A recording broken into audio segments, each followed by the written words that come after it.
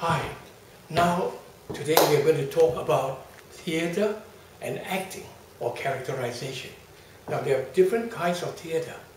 We have natural acting, which is supposed to be method acting. That's started by that continental Stanislavski, who started the method acting in Hollywood. That's very suitable for films, for the cinema, where the camera goes right up to you and will catch every twitch and twinge on your face, on your features. Or then you have operatic acting, where you actually have to exaggerate your movements in order to be seen by the furthest member in the audience right up on the balcony. And of course you have commedia dell'arte, which is the origin of slapstick comedy, where you're falling all over the place and you're falling all over the place. Okay, now I would like to talk about characterization. When you act a role, you have to get into the psyche of that person, the mentality. You've got to look into the times. In a while I'll be calling 2 or 3 actors to interpret certain roles. And I'm talking to them now. You've got to research. You've got to read up on that role. If you're acting the role of Gandhi, for example, Gandhi, you've got to read up the history of how he changed the whole political scene in India and his ahimsa movement, non-violence and so on. And then you've got to look at pictures of him, films of him, stills of him, see how he moves, how he walks and so on. So characterization is more soulful than physical, I put it to you. That unless you get into the essence of that person, you are merely putting on a cardboard exposition. Right. I would, for example, just give you an example of how I would act different roles. Now, I would act the role of Ray Charles.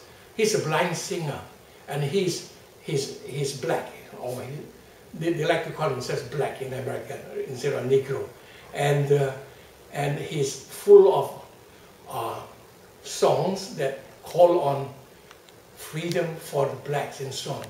And so, if I'm going to portray Ray Charles, I would remember the way he walks to the piano and the way he plays. All right, just an attempt, you know. So here's Ray Charles.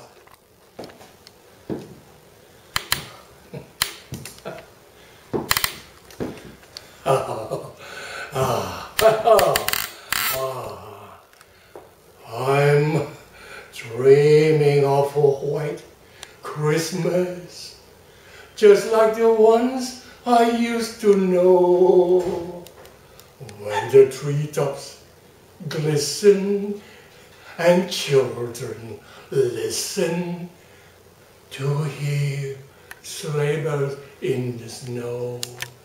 Now, let's act this person. You guess who he is.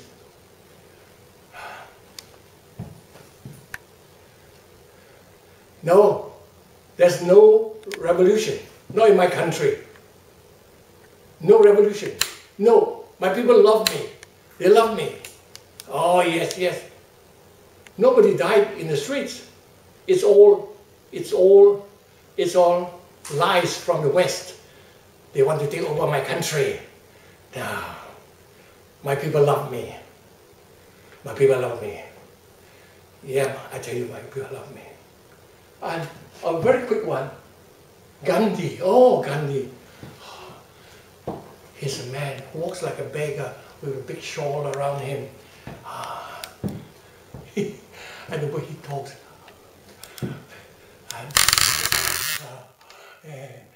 No more violence. No more violence. No more wars.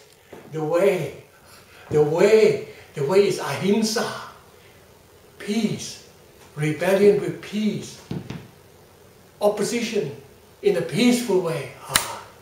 Well, I would like to call on a few actors to interpret certain things. Well, let's start with the role of Papensin. this is from a musical that I've written called The Call of Guadalupe.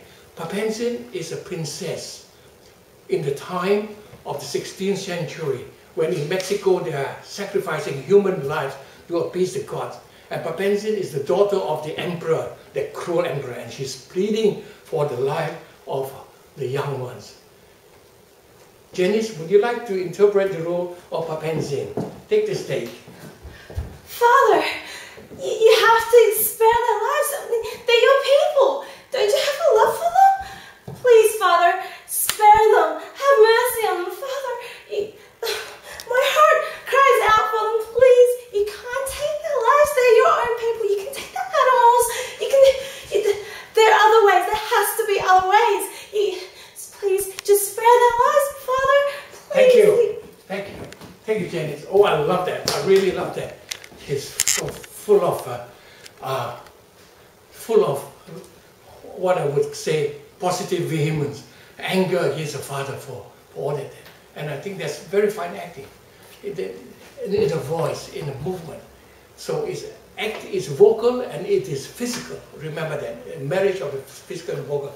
And now she will act another role of Maria. Maria is the wife of Diego, a very good and holy man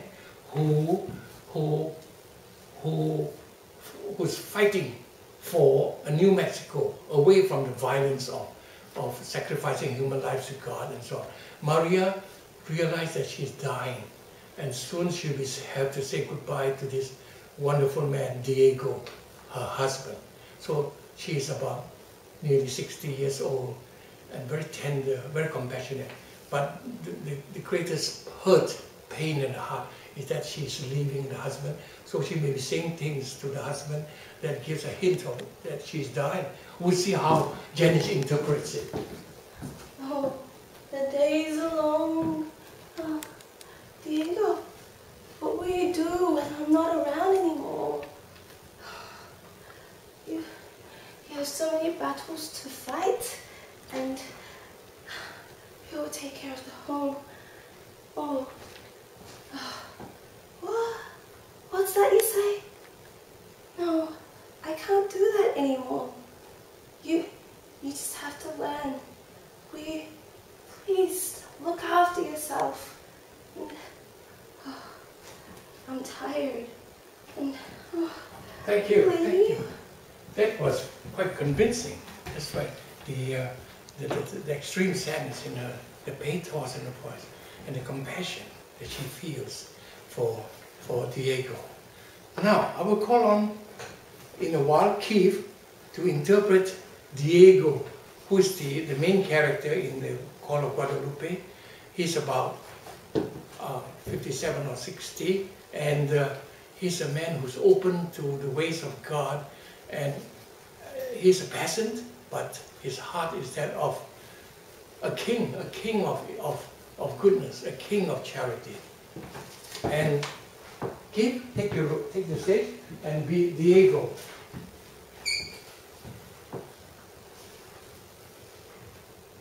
Oh, why don't they understand?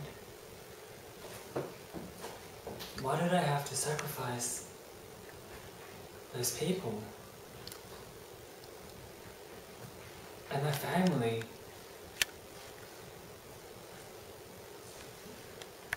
Lord, please give me the strength. Give me some hope. Anything. Just so that I know that what I stand for, what I believe in,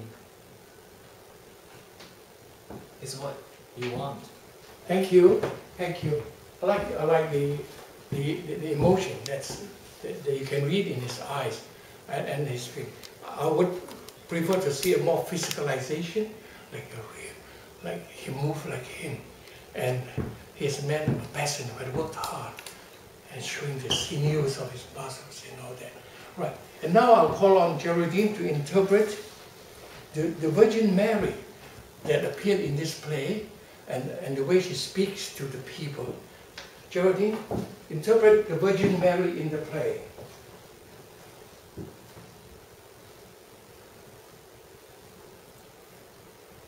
Come to me, my children. Cast your burdens upon me. I will take you into my tilma. My children, do not suffer alone. Do not worry alone. Your mother loves you. She is waiting for you. She wants to carry you in her arms of love. Please cast your terrors upon me. Diego, my children, cast your terrors. Thank you. That's beautiful. That's very celestial. The Virgin Mary coming up from heaven. And it's difficult to interpret, but it was well done. It was well done. And thank you.